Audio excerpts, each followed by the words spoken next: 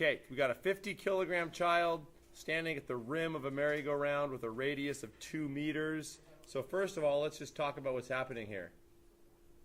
We have a kid standing on the perimeter of this merry-go-round, and the merry-go-round is rotating around in a circle. So the kid is in a circular path, which means that there's a centripetal acceleration and a centripetal force. What is the centripetal force? What's the centripetal force keeping this kid in the circular path? Friction. So just if you're having trouble visualizing that, just imagine that this is you and you're standing here and like somebody spilled a bottle of olive oil all over the ground, and then maybe there's some melted butter there, and then you're wearing like your most slippery shoes that you own, right? Like my sandals here that are all no more traction on the bottom. Okay, if that were you and it started rotating around, are you going to have much luck staying on the Ferris wheel? No, not if you're standing in a puddle of olive oil wearing like, slippery shoes. You would slide off. Now, look, if you did slide off the merry-go-round as it was going around in a circle, how would you leave the circular path?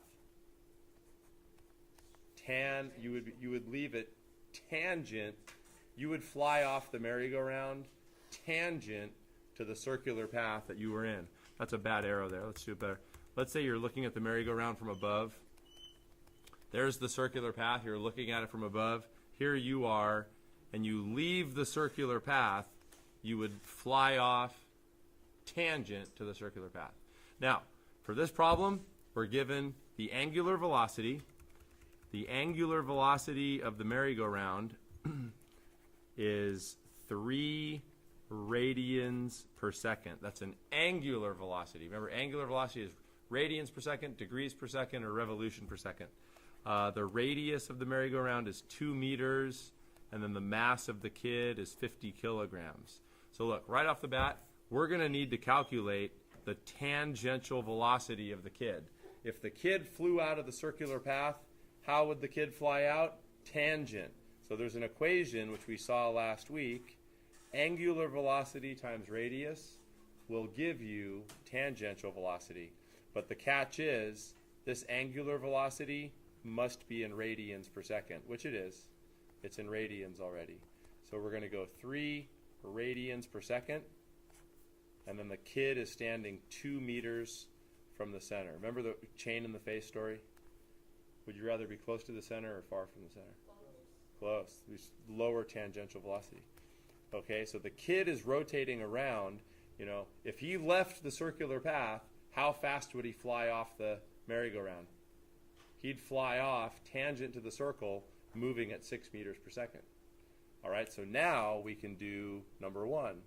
What's the child's centripetal acceleration? Well, there's an equation for that. What's the equation for centripetal acceleration? V squared over r. The V is 6 meters per second. The radius is 2. So the kid's centripetal acceleration, that's going to be, comes out as 18. 36 over 2 comes out as 18 meters per second squared. That's the answer to part A. Now, B. What is the minimum force between her feet and the floor of the carousel that's required to keep her in the circular path? Well, guys, what do we call the force that keeps her in the circle? Well, it is friction. You're right.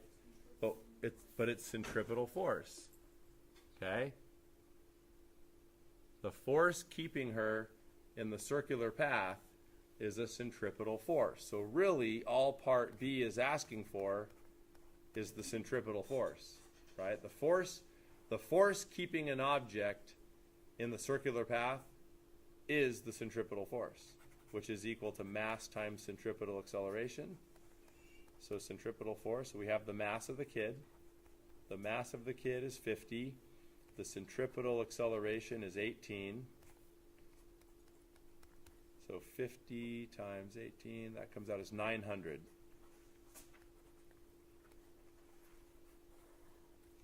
So the answer to part B is 900. The force required to keep her in the circular path is the centripetal force, which is mv squared over r. Now, the final question is, what minimum coefficient of friction is required? You know, like I said, pouring olive oil on the ground. What would pouring olive oil do? Would it make the coefficient higher or lower? Lower. A low coefficient means slippery. A high coefficient means a lot of friction. Okay? So how do we go about finding the coefficient of friction? Well, what we're going to do is we're going to do free body diagram and sum the forces. We're almost done, guys. Almost done. Okay, so looking at this kid, here we're going to do free body diagram first. FBD. So here's the kid standing on the merry-go-round. This dot represents the center of the circle. And what's the significance of the center? Center is always positive because that's where the acceleration points. Centripetal acceleration is always to the center. Okay, so the forces would be mg down, normal force up, friction to the center. Okay, so the next thing we do is we sum the forces. Let's do this in the x. So what's the only x force? Friction, right? That's the only force in the x direction. So that equals mass times centripetal acceleration. And by the way, keep in mind, we already know what this is. What's MAC equal to? 900. We already did that. So friction is equal to 900. Okay, now we sum the forces in the y. Normal force minus mg equals ma. Is there any acceleration this way? Is there any circle happening that way? No. Right? So this acceleration goes to 0. So the normal force equals mg. Right? Normal force equals mg. Now, who remembers the equation for friction? What is friction equal to? Mu Fn. So mu is friction over normal force. Okay? What's the normal force equal to?